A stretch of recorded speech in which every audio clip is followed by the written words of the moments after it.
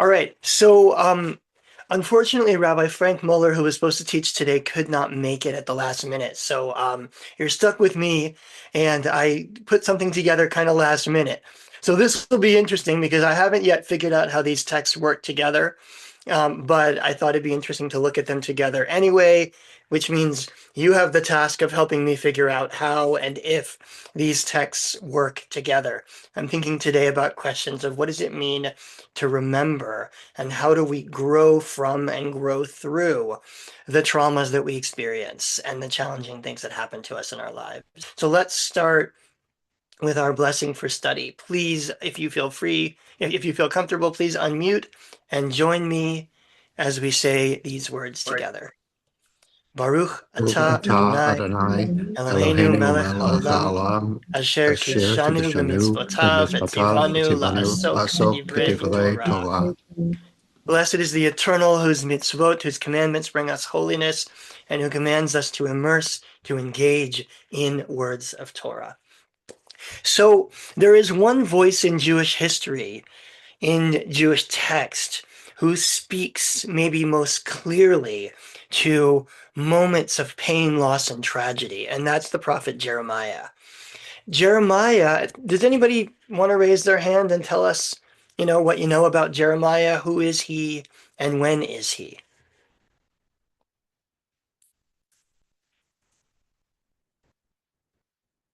I see Bob. Go ahead, Bob. Just before the Babylonian exile, and he sort of tried to console people. He bought some property in the Holy Land because he thought that it would be a sign that everyone would be coming back. Yeah, Jeremiah is actually he is the prophet of the Babylonian exile. So we're in the year 586 BCE here. Jeremiah is a prophet who speaks, who prophesies both right before, during, and after the destruction of the temple and the defeat of Judah by the Babylonians. In fact, Jeremiah goes into exile, not into Babylonia, but rather into Egypt. There was a smaller group that went into exile in Egypt at around the same time. So this is an interesting in thinking as we approach Pesach as well, thinking about what it means to be in Egypt and what it means to be in exile. So Jeremiah is a voice that beforehand is trying to warn the people that destruction is coming. But after the destruction happens, he now has the opportunity to speak to the people about what now? What do you do in a world where you've experienced pain? Now, most of us have not experienced something on the level of the destruction of Judea, of the temple, but all of us have experienced loss. All of us have experienced pain. And so what Jeremiah teaches then can be extrapolated to, let's call it real life, right? To those moments of pain and loss that we all experience. So I wanted to start not with Jeremiah, but rather with a different text that somebody wrote when the Jews went into exile. This is Psalm 137. I'll make it a little bigger, and I'm sorry it's only on one side of the page here. But nonetheless, this is the famous By the Rivers of Babylon Psalm. Bob, you'll always say yes. Would you be willing to read this text for us in the English? By the rivers of Babylon, there we sat and wept as we thought of Zion. There on the poplars we hung up our lyres, for our captors asked us there for songs, our tormentors for amusement. Sing us one of the songs of Zion. How can we sing a song of the Lord on alien soil? If I forget you, O Jerusalem, let my right hand wither, let my tongue stick to my palate. If I cease to think of you, if I do not keep Jerusalem in memory, even at my happiest hour. All right, thank you, Bob. So this is the song of someone who has just experienced exile, someone who has just been ripped from their home, brought to a new place, and they tell this story. The story is we're sitting by the rivers of Babylon and we're weeping, we're crying, and our captors torment us by saying, Sing one of those songs for us, those songs of Zion. And what do they say? They cry out, how can we sing God's songs on alien soil in a strange land? Some of you might know how to sing this, right? There's a couple of different melodies of this, including a reggae melody, right? How can we sing God's songs in a strange place? And then the second half of the psalm is about memory. If I forget you, O Jerusalem, let all these bad things happen to me. If I don't think of you, even in my most joyous of my happiest of all moments. If you had to boil down this psalm, let's do this in the chat. If you had to boil down the message of this psalm, what is the message? What is the psalm trying to say to, well, to those who will listen? What is the story it's trying to tell? Give people a minute to type into the chat. Somebody ironically just said hello from Israel. I understand that that was a hello, but the funny thing is that the Psalm 137 is specifically not saying hello from Israel, right? It's saying hello from Babylon. Um, what is it trying to say? What is the Psalm trying to teach us here? Maybe words of encouragement. Okay. All right, James, tell me more. Encouragement for in what sense? Well, that maybe in the sense that the exile will not be forever. Maybe there will be a return back to the Holy Land at some point to Israel. Okay, great. James, thank you. So that's a really interesting message. This will not be forever, right? And memory, remembering something implies that that thing stays alive for you in some way right now, right? And so, is the psalm this psalm, which is written by a people who living outside of their land, a people in exile, a people who've been ripped from what they love. One of the messages here is this won't last forever. I see some of you in the chat also saying things like, even in tragedy, find your core and lean into it. That's really interesting. Viva and Yehuda, that's who's in Israel. Great. Always remember, don't forget. And I see in Bob's message, it's both profound sadness and hope to remember, right? A call to remember the hope. If this session is about hope, the hope here is found in the capacity to remember. Cheryl, go ahead. So, in thinking about this, it brought to mind the hostages and how they were ripped from their homes in Israel and taken to a place where they certainly couldn't forget their homeland.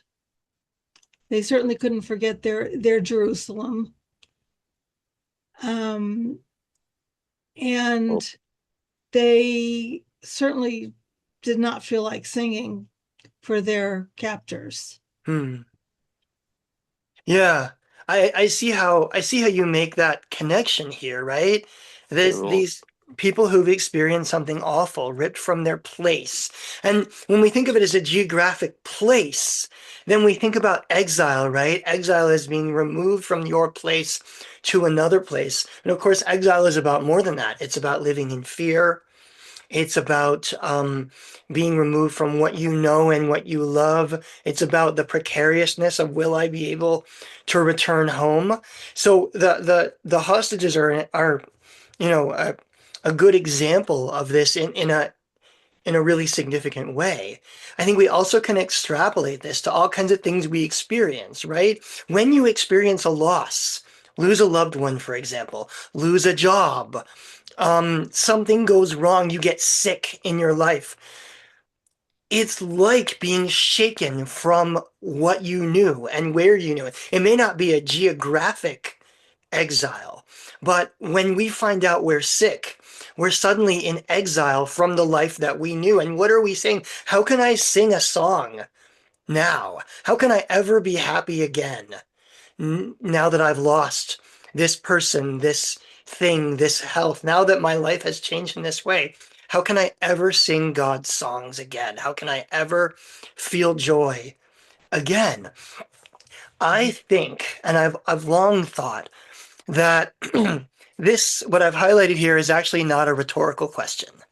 That is to say, we might want to shout to the heavens, how can I ever sing again, right? But I think that the exiles in Babylonia are actually asking that question. How can we sing God's songs in exile? How can we find joy in exile? Because it turns out that the only way through is through. And that brings me to our next text. I'm trying to decide which text to do here. Let's start with Jeremiah, because, I promised Jeremiah. Jeremiah, as we said before, lives during the same time as whoever wrote that psalm that we just read, right? The moment of the exile. And Jeremiah is now in Egypt with those who have been brought into exile.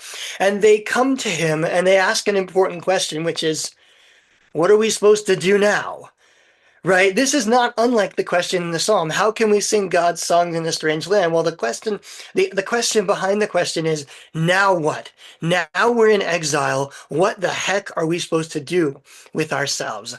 And this is the text of the letter that the prophet Jeremiah sent from Jerusalem to the priests, the prophets, the elders of the exile community. So in other words, this is while Jeremiah is still in Jerusalem. He's a later exile. He receives this letter from them saying, what are we supposed to do now? And he sends them the following letter. Thus says the God of hosts, the God of Israel, to the whole community that I exiled from Babylon. Benu vatim vashevu. Build houses and live in them. Plant gardens and eat their fruit. You should take wives. He's talking obviously to the men here. And beget sons and daughters. And you should take wives for your sons and give daughters to your husbands, that they may bear sons and daughters. Multiply there, do not decrease. And dirshu et shlom ha'ir asher higleti etchem shama. Seek the welfare of the city to which I have exiled you, and pray to God in its behalf, for in its prosperity you shall prosper. Oh. What is the prophet saying? What's his answer here to the people who asked him, what now? How are we supposed to live our lives now? I see Yvonne. Yvonne, did you Yes. unmute to speak? Go ahead. Yes. No, I think the message is keep prospering because the existence of the Jewish people will depend on you wherever you are. Keep you don't have the temple, you don't have the community in the Holy Land, but wherever you are, make your lives and your congregation. Yeah, make a life where you are, right? So one answer could be hang on tight, you're coming home soon.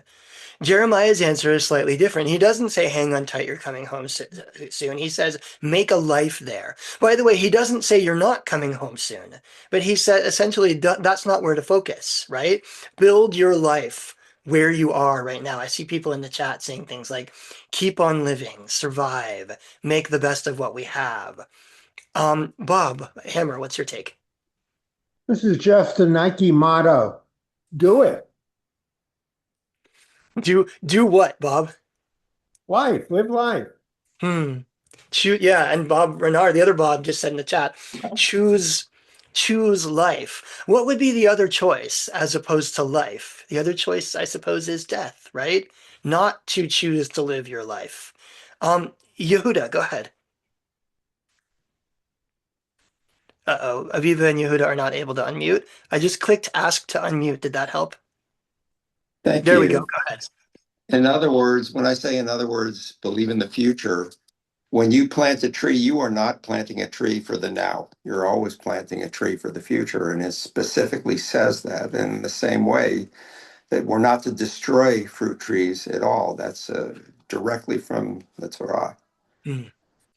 Yeah, a fruit tree is a really powerful symbol of hope. That in the Torah, as you say, there's this law that even when you're at war, you're not supposed to destroy the fruit trees because fruit trees provide for the future. And then there's that famous story from the Talmud about Honi, the circle maker, who watches the old man planting a carob tree and says, "Hey, old man, you really think you're going to get any fruit from that? And the man says, I was born into a world that had trees, and so I'm planting this for those who come after. Right? So that's a really interesting take on Jeremiah's words here, because Jeremiah essentially says, live your life. Assume that there is a future, right? And live for the future. Now, it's interesting. He doesn't say, you're coming home. We know that the Babylonian exile will end after 70 years. Jeremiah doesn't know that. He's at the beginning of it. In fact, we know that because in this chapter, he's still in Jerusalem. He hasn't even been exiled yet, which happened 10 years after the main exile happened. So Jeremiah is just at the beginning of the exile, and you can imagine that people think it's all lost, it's all done. Jeremiah says, live your life and prepare for the future and assume you have a future, because perhaps if you assume you have a future and you build for it, then you will have a future. And that, I think, is where this extrapolates really nicely to our other moments in life. Because guess what? We're not going back. You never go back to before you lost that loved one. You never go back to before you got sick. You may, God willing, get to remission, right? But remission is not the same as before you got sick. You never go back to before that marriage ended, that relationship broke, that, that whatever it is that we experience, you in fact never go back to it. So when Jeremiah says, build roots where you are, as Jan just put into the chat, I think he's teaching us something about our lives as well, because it's easy to just hope that you'll get back, not unlike, the Psalm of Jerusalem. If I forget you, I'm just going to remember Jerusalem wherever I go. I will never forget Jerusalem. Someday I'll be back in Jerusalem. Jeremiah says, well, hopefully, yes, like God will bring us back. But you know what? You don't know when. And truly, we never really go back. So we have to plant roots, build lives wherever it is that we are in any given moment. Thoughts? I want to show you one more text, but before I do that, what is this bringing up for you? What's this making you think about? Alfred, please. In the psalm, there's an element of the captors wanting the Jews in exile to play a role. Sing for us, entertain us, and the text of Jeremiah is it could create anger toward the captors. Screw them, right? Jeremiah is saying, pray for the prosperity of the city to which I've exiled you, which is essentially praying for Babylon. Yes. And it's a yin and yang type of thing. He does. Yeah, let me just share my screen again and we can see that, because we didn't talk about that line very much. He says, build houses, live in them, eat, plant gardens, eat their fruit, get married, marry off your children, have generations. And then he says, seek the welfare of the city that I exiled to. In other words, live your life here. Jewish life can be lived everywhere. It's very interesting. Alfred, I think you're right. I think there's this sort of anger to the captives, the captors up here, right? The captors tell us to sing a song, sing one of your songs, entertain us. And our answer is to learn how to sing the songs of God in a strange land. In other words, Judaism, as we know it, exists because we took this question seriously. It might have been a way of tormenting us, but we took it seriously and we said, let's learn how to sing God's songs in a strange land. And that's Judaism. If we had never been exiled, if the temple had just remained standing, we probably would have remained a provincial people bringing some sacrifices to a little temple in a backwater somewhere. But instead, we had to learn how to live in exile. We had to learn how to live with tragedy, and we had to take seriously the question or the idea that one can sing God's songs even in exile. And so if that's our metaphor for how to move forward in life, then that's what you have to do, right? What you have to do is take seriously the possibility that you can build a good life even in the place where you are geographically or whatever else is the place where we find ourselves throughout our lives. So let's go to David and then Yvonne. Thank you. It's kind of a celebration of diaspora in that sense. And made me think of like Jews as the original gentrifiers. Um, but it also like it could be to me a rationalization of anti-Zionism and Zionism. Both. You could both camps could point to this and say, well, see, he's, stay with Jerusalem, always think back to Jerusalem, or don't worry about Jerusalem so much, like focus on where you are. Yeah, it's a very, we need a whole hour for that discussion. In the 3 minutes we have left, we can't even do justice to the comment that you just made, David. But I think, just to address that very briefly, I think it shows how the Zionist, anti-Zionist binary does not really speak to what Judaism ever has been, right? When I don't know about all of you, but I spend way too much time on social media these days watching people yell at each other about, Zionist, anti-Zionist, Judaism is this, Judaism is that. Well, the truth is that actually Judaism has never been only about the land of Israel or only about the diaspora, right? Judaism has always had a sort of a relationship Judaism has always embraced multiple relationships to the land of Israel and to living in diaspora. And so, Jeremiah is an excellent case of someone who just explodes that binary.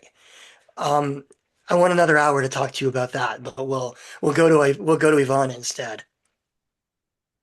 So if I'm thinking about nowadays, so many Jews living outside Israel, um, Jews need each other. The Jews in Israel need the Jews outside, so it's as important to keep being Jewish outside in the diaspora as as in Israel, I guess. And the definition, like you said, of being Jewish goes far beyond living in Israel. I lived in Israel 9 years, and my parents were Holocaust survivors. So there's so many things that define being Jewish. But what I was thinking while I was reading was more putting myself as an exile to Babylon. And this was the first exile after God had given the Jewish people the promised land and promised that this is your land. What went through their head and what maintained their faith in this one God that made promises as a chosen people when that promise was broken from God? So that's another whole hour, I guess. but it's the first time that I think, what would I be thinking about this God that promised me this land, and now they're kicking me out? They didn't know it was going to be 70 years. It could have been forever. So how did it shake their belief in this God and their chosenness as a group and as individuals? Yeah, Ivan, I love that question. And yes, I agree. I want an hour to talk about that. But let me just connect that by way of concluding our session. Let me connect that with last week's Torah portion. Last week, we read Ki Tisa, and Ki Tisa tells the story of the golden calf. The golden calf is a moment of fracture in the Jewish relationship with God, right? The Jews are standing at Sinai. We've just moved through the Red Sea. We've met God. We've received the laws. I mean, we stood face to face with God, such as it is at Sinai. And then the Jews build this calf. And that almost brings the whole relationship to an end. God says, all right, that's it. Moses, stand back, and I'm going to zap them and make a whole new people out of you. And if you remember the story, Moses talks God down from destroying the people. And then ultimately it culminates in the creation of a new covenant, right? Moses recarves the tablets, and this time around, Moses himself carves the tablets, so they're more created by people versus coming down straight from God. And the people are able to move forward, and it's a stronger relationship the second time around. So something is deeply shaken in that moment. The people do not have the same relationship with God that they had beforehand. In fact, it's stronger because they've been through that moment of shattering, not unlike a relationship or a marriage that has been on the rocks, and that, look, not all marriages are saved, right? But sometimes we go through the hard moments and we move forward, and we move forward stronger because we're able to really work through and strengthen. That's sort of what happens here in the golden calf story. And I suspect that this moment of the Babylonian exile is also a moment of shattering, a moment of fracturing. And it's a moment of fracturing that includes a sea change in the way people think about God. And part of the result of that, by the way, from a historical perspective, is monotheism, right? Were the Jews monotheists before they went into Babylonian exile? Not really. Like, there was a small monotheistic faction. They may have been in power toward the end of the first temple period, but when the Jews get to exile and they suddenly decide, they have a couple options. One option is God has abandoned us, or God is dead. Our God is dead, defeated by a different God. But instead, they decide God still cares about us. There's only one God, and God still cares about us. Now, how they got there, I don't know, right? But it's a sea change in the way they thought about God. It's a shattering, a fracturing, and a piecing back together of that relationship, which results somehow in a stronger covenant and a way of moving forward. So without a whole, this is the third thing I'd like to talk to you about for another hour. We could talk about what that looks like in our own lives. But I suspect that some of the message here of Jeremiah, of the Torah, of these texts that we're looking at, is that moments of fracture can also be moments of strengthening. That when we commit ourselves to the possibility that there is a future for ourselves, for our relationships, for the life that we're living, that we can, with great difficulty, wander through the desert, move forward through the difficult moments, and come out the other side. And that the first step of that, as Jeremiah says, is to build a house and live in it, to assume that there actually is a future in the reality that we're living in right now. So I believe that there is a future for the reality we're living in right now. We're living in a very difficult moment, right, of here on earth right now. But I think the first step to building a future is to believe that there is a future, to build houses, to live in them, and to believe that there is a way forward. Not that we have to go backwards, because there is no going backwards, but that there is a way forward from here. So thank you, everybody. Thanks for helping me fit these texts together, because I really wasn't sure how this was going to work. And I am always thrilled to see you. And I wish you a good week. May we build our houses. May we move forward. May we commit ourselves to the possibility that there just might be a future if we believe it's possible. Next week, we are studying with Rabbi Erwin Zeplowitz as we move into the Pesach season. The topic is From Slavery to Freedom, From Degradation to Praise. Thanks very much, everybody.